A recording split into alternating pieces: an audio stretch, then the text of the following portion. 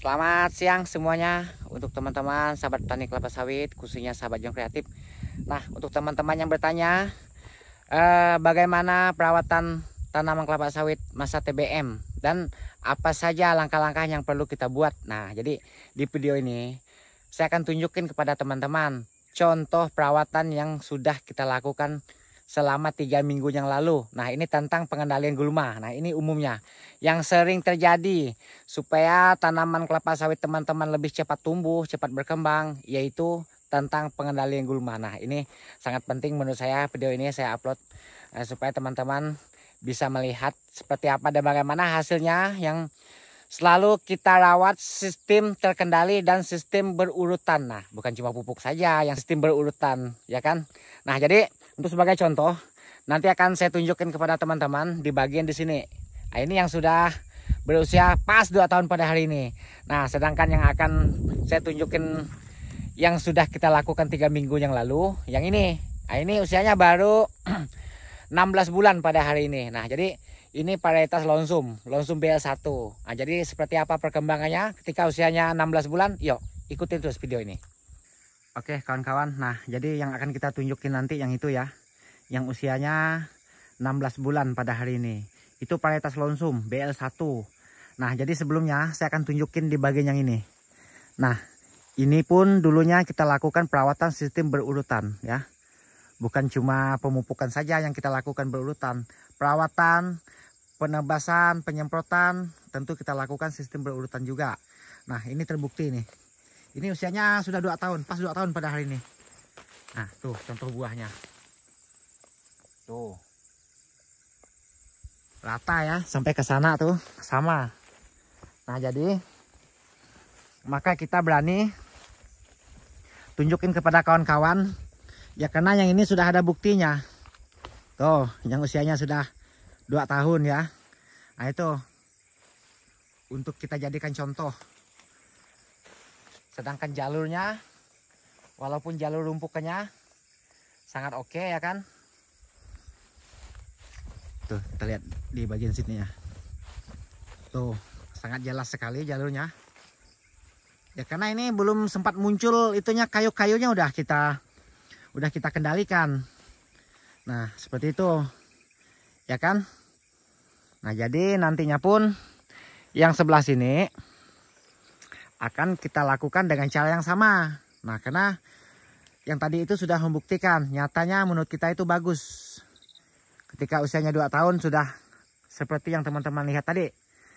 Nah, ini kalau untuk petani mandiri biasa itu umumnya tuh suka menanam tanaman kelapa sawit sambil menanam ubi singkong. Nah, jadi teknisnya tuh kita tidak sembarang tanam. Karena ubi ini yang katanya suka mengganggu tanam kelapa sawit.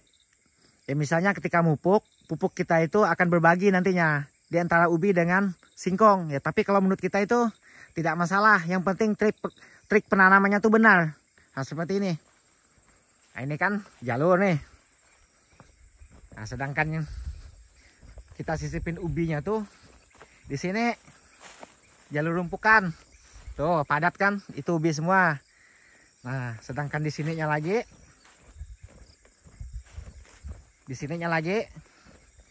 jalurnya lagi.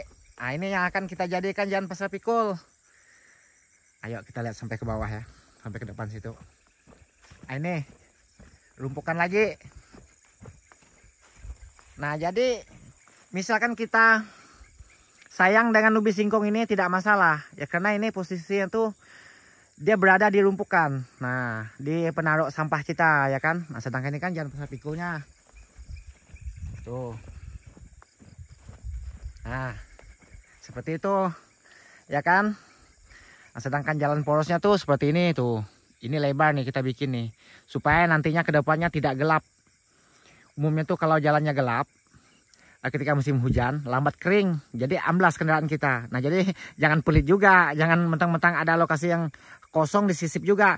Nanti ketika udah usianya di atas 5 tahun, nanti kita akan menyesal kita tidak ada jalan, sehingga melansir buah kita itu sangat sulit nantinya. Nah, makanya kita lakukan dengan jarak yang agak lebar kalau untuk jalan. Nah, karena kita berpengalaman dengan yang sudah-sudah.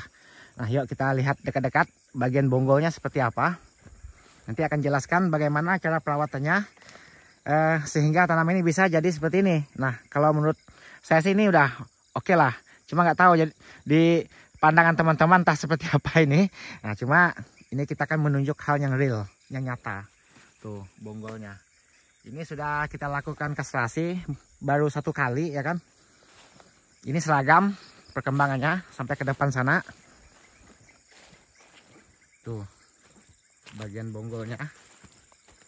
Cepat dia kalau perawatannya betul-betul terkendali.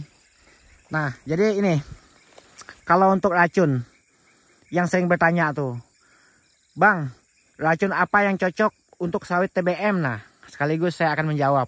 Karena ini sudah ada bukti, maka saya berani jawab pada hari ini. Itu sering sekali muncul pertanyaan itu.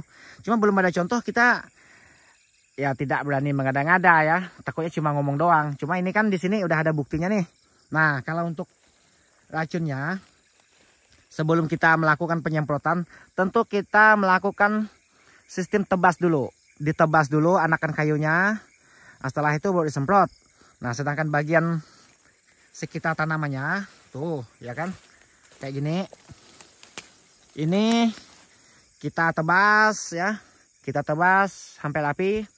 Kemudian kita semprot. Nah, kalau yang di bagian piringannya, kita semprot pakai herbisida yang kuning. Yang glifosat ya. Nah tuh, jadi yang sifatnya sistemik ya. Kalau di bagian jalurnya, kalau banyak anakan kayu, kita lakukan penyemprotan dengan yang kontak yang warna hijau umumnya. Nah, jadi seperti ini hasilnya. Nah, lalu ada yang bilang, Bang, apakah tidak ngaruh disemprot di bagian piringannya pakai herbisida? Nah, itu tergantung bagaimana cara kita menyemprotnya. Yuk kita lihat. Tuh. Kalau memang ada ngaruhnya, otomatis ya daun tanaman ini di bagian bawah ini tentu ada yang hangus, ada yang mati, mengering. Nah, itu menandakan bahwa berarti racun itu mengenai tanaman ini. Ya cuma ada teknisnya penyemprotnya. Ya otomatis kita nyemprotnya tuh diarahkan keluar. Jangan diarahkan ke pangkal tanamannya, jangan diarahkan ke tanah juga. Ya nanti racun yang kita semprot itu begitu mengenai tanah ini, otomatis kan di situ ada akarnya.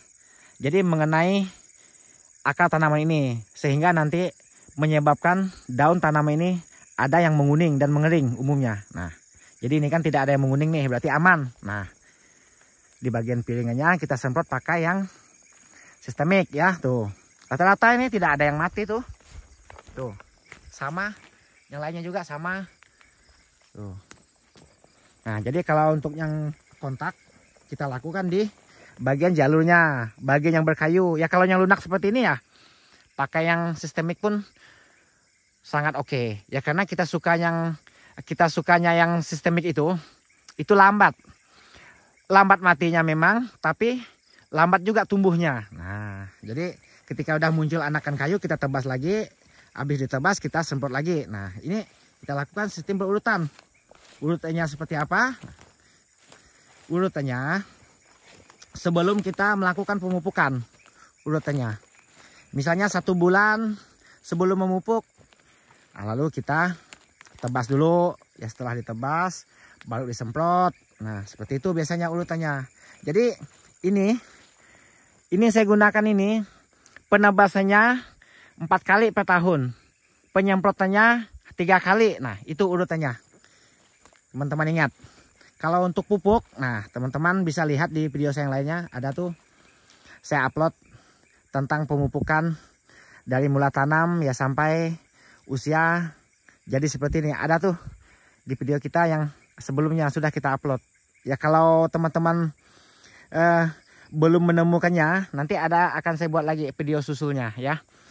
Bagaimana cara kita memupuk tanaman yang udah berusia mungkin ke 18 bulan nantinya baru kita pupuk lagi. Nah, jadi seperti ini ya untuk yang sekarang ya. Ini baru kita pupuk nih. Berapa minggu yang lalu ya. Sebulan yang lalu ini ceritanya. Jadi kita lakukan sistem tahun pertama kemarin 4 kali per tahun. Kalau udah tahun kedua itu kita lakukan 3 kali per tahun. Kita cuma menggunakan pupuk NPK ya, jenis majemuk. NPK. Nah, jadi rincian pupuknya tidak saya sebutkan di sini ya, karena ini kan kita hanya menunjukin tentang perawatan yang sudah kita lakukan 3 minggu yang lalu. Nah, ini 3 minggu yang lalu nih kita lakukan perawatan pengendalian gulmanya. Ya, maka masih nyamanlah mata memandangnya ya, karena belum tumbuh. Nah, kalau semak seperti ini umumnya tuh 1,5 bulan kalau tidak kita lakukan dengan cara ditebas, umumnya tuh udah setinggi lutut. Nah, ini aja udah mulai menghijau nih tuh. Udah mulai hijau. Udah mulai tumbuh kembali. Nah, kalau udah seperti ini, lakukan dengan cara ditebas. Ya, kalau tidak ditebas bisa disemprot dengan racun yang kontak. Kalau udah seperti ini. Asalkan di sekitar pangkal tanamannya kita bersihin dulu. Nah, jadi walaupun di jalur ini agak semak, tidak apa-apa ya, karena yang di sini itu udah aman. Jadi nunggu jadwal penyemprotan lagi baru kita semprot di bagian sekitar piringan ini. Umumnya sih sebelum melakukan pemupukan. Tuh, contohnya ya, sampai ke depan sana.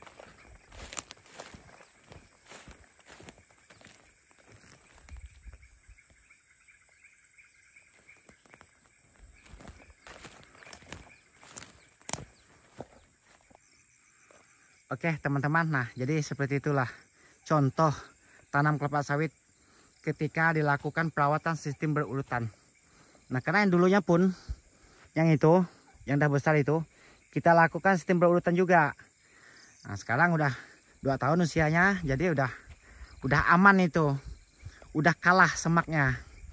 Jadi udah nggak mungkin lagi ini tanaman ini tidak berhasil kalau udah seperti ini. Nah, ya semoga ini betul-betul berhasil, bisa membiayai yang sebelah ini nanti. Nah, ini bibit kecil nih kita tanam di sini. Tuh. Ya, cuma kita belum review yang itu karena itu masih masa perawatan juga. Kita yang ini dulu. Yang ini yang usia 16 bulan tadi. Ini udah kita lakukan kastrasi ya. Tuh bonggolnya. 16 bulan. Nah, contoh bunga dompetnya seperti ini. Tuh, yang udah kita buang, nanti ketika muncul akan kita buang lagi sampai biasanya tuh usianya 18 bulan sampai 20 bulan lah baru kita hentikan. Itu tergantung ya kalau urusan kastrasi. Nah, di video kita yang sebelumnya pun udah ada kita upload tentang kastrasi. Nanti tunggu kita melakukan kastrasi yang berikutnya, nanti akan saya tunjukin lagi kepada teman-teman bagaimana cara kita melakukannya. Nah, supaya jadi seperti yang ada di sebelah sini, ya kan? Tuh. Nah. Yuk lihat buahnya.